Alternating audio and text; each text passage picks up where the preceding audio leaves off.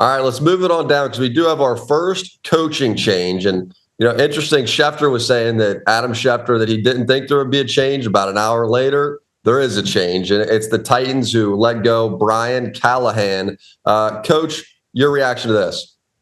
Well, I'm never a fan of changes during the season unless there's a big problem, unless the team has quit. Now, if you see a team that's going out there and they're not giving effort and there's a lot of grumbling inside, then maybe you have to do it. I don't know what these midseason changes do to help you in the long run. So we'll see what happens. I don't know all the details in Tennessee, but I think it's probably a little too soon for my liking.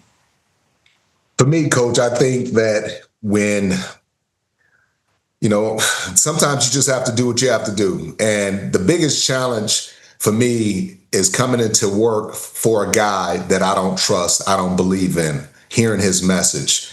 And I got to listen to that message every single day. And I'm sitting in my seat and I'm looking at this coach and saying, I don't believe in this guy. I don't trust this guy. I'm not coming in early for this guy. I'm not doing it. And that's what I think happened. You get a lot of those guys, they don't believe in him. And I thought this was the right, smart move. And now you get a new guy that comes in. You have a different voice, a different perspective. The coach is telling you, hey, guys, we're starting over. It's a new slate. I'm going to judge you based off of what you do right now. So that makes guys feel good. It gives you a chance to be excited, gives you a different perspective. So to me, I think in this situation, when you're a young number one pick quarterback comes and say that we are the worst team in the league, that's not a good thing. That means that head coach has not been really in contact with that young man. And I thought it was the right move to make.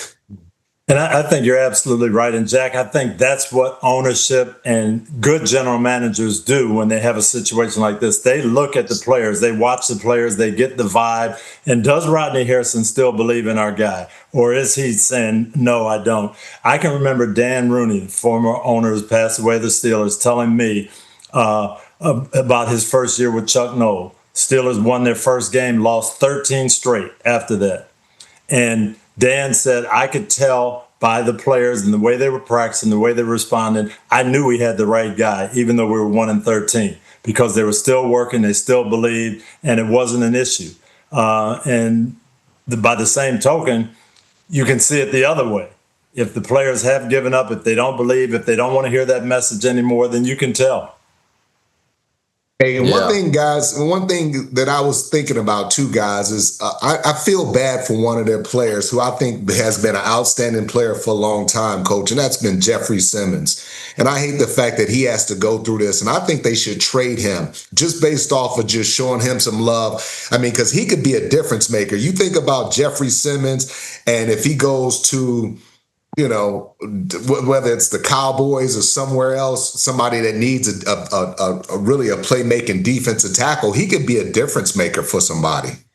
No, he could, but you have to put yourself in the position of ownership. They're saying, we're going to get the right guy in here. And when we get him, we need some leaders. We need some guys who are going to be the beacons. And I want to keep him here so he can establish that. It's a tough call. And I know Tampa went through that before I got there. They'd had 13 straight losing seasons, gone through several different coaches, traded a lot of good players away, and it just didn't seem like it. But I was glad when I got there that we had Tony Mayberry, Derek Brooks, and some guys who we could build on, that they didn't just say, oh, well, these guys are really good guys and good players, let them go someplace else. Yeah, it's true. And I think what makes this even tougher, too, is the realization and maybe verification that you had the right guy in Mike Vrabel. And you they have to be sick about that. They have to be sick about that.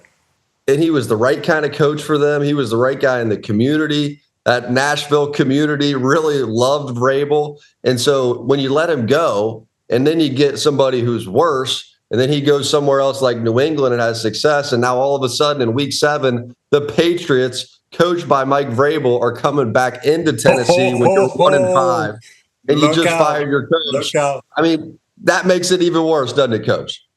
It does, and Mike will he won't want to pour it on, will he, Rod? Yes, he will. If it was me, I'd say, if we can win this 100-0, let's go do it. Absolutely. He'll be ready. You better believe that. That would be his most focused week. Hi, I'm Mike Tirico, and thanks for watching. Make sure to hit subscribe for the latest news and highlights from NBC Sports.